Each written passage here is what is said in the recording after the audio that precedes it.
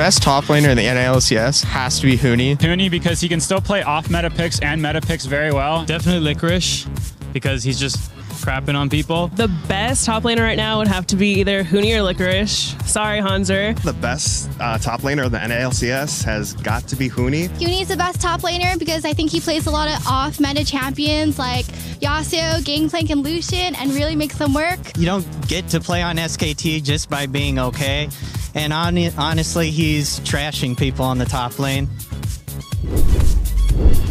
Looks like I found some new analysts. Welcome back to the NALCS Countdown. We're about to jump into some new segments where we needed a little bit more space, so we moved out to the arena. Before we do so, if you're looking for the EULCS's post-game lobby, that has moved to the Twitch channel EULCS.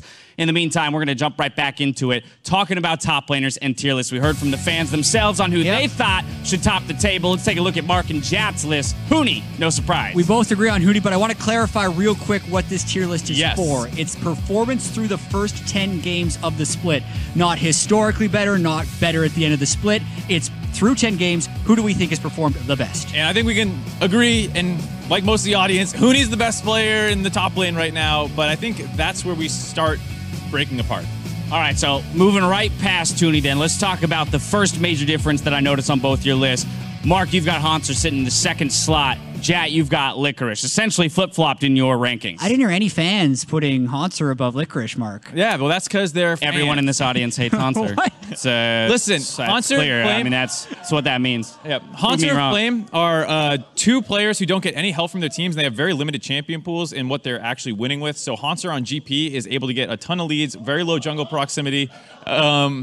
And they just play really well when he's on GP. Flame, much the same way, doesn't get much help. So they are basically the same player to me. 2 and 3 is pretty interchangeable.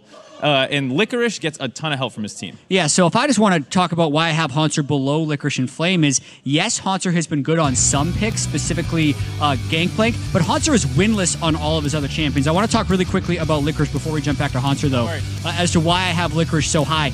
Statistically, he's actually at the top of pretty much everything. He has a higher forward percentage than Huni as far as map pressure, a higher CSD than Huni as far as that goes. He has the most kills for top laners, and a lot of people say it's because they're camping for Licorice. They're not. He only has the 5th highest jungle proximity of top laners in the North American LCS, so that's what puts him, to me, above Flame and Hanser. My one problem with Licorice is he has the highest death percentage of any top laner, so when things go wrong, it's basically on his back. We've seen the games where he goes boom, like the Lucian game. The Jace game, he was unable to team fight with it, and so while he does get a ton of help in the draft, more than anyone else, arguably, when the team does falter and Jensen and the rest of the team are still playing okay, it's usually off Licorice. Yeah, but when we're talking about deaths, Hanser has more deaths than any other top laner Their in the games are longer. They play long games.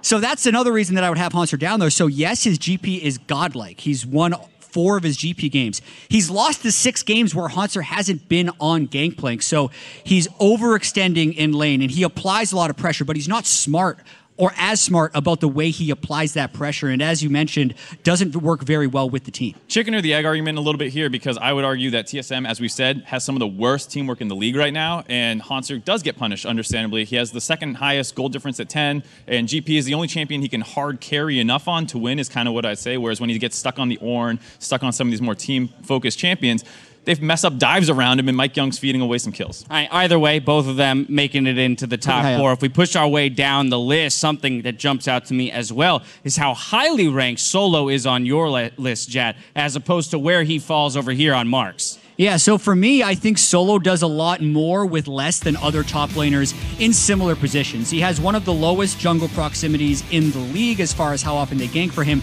but he's still the only top laner to lead his team in damage percentage. He has the fewest deaths of all top laners in the league, and they've actually won 6 of 10 of their games, so he's not the reason for them to be losing, which I actually can't say about some of these other top laners, and he's had some pretty good games without help. And the reason I have him lower is because by most individual metrics, he's kind of far down that list in terms of CSD, XP differential, these kinds of things, and he has really low kill participation. 2nd lowest. The only person under him in most individual categories is Zig, and that's why I have a hard time bumping him too high up when it feels like he's more of an afterthought on his team. All right, one last guy I want to talk about here, Impact. This is a guy that, you know, on any other given month, we might be singing his praises and saying he's the best in the NALCS, but his entire history in this league has been one of peaks and valleys. You both kind of have him sitting in the middle to the bottom half right now. Yeah, you talk about the highs and the lows for him. Right now, he's somewhere on the lower end. We know that, like, in summer last year, he was struggling a ton, bounced back a fair amount. He looks better than then, but it's really not a great meta for him. He really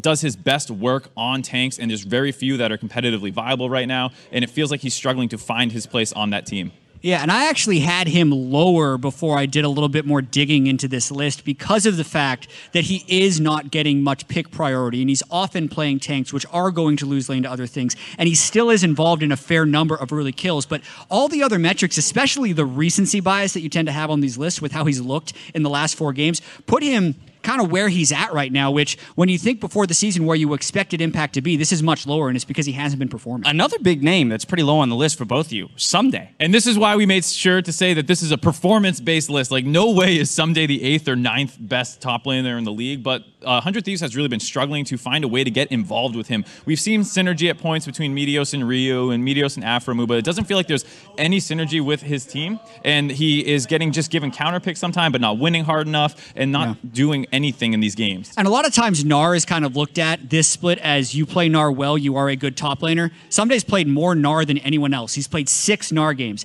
and he has the worst laning stats of all the Gnars in the LCS. So for a player who should be skill checking against the rest of the league, and you expect based on the name brand recognition that he will beat them, he's actually losing to all of them, which is pretty damning for a player of his caliber and his history.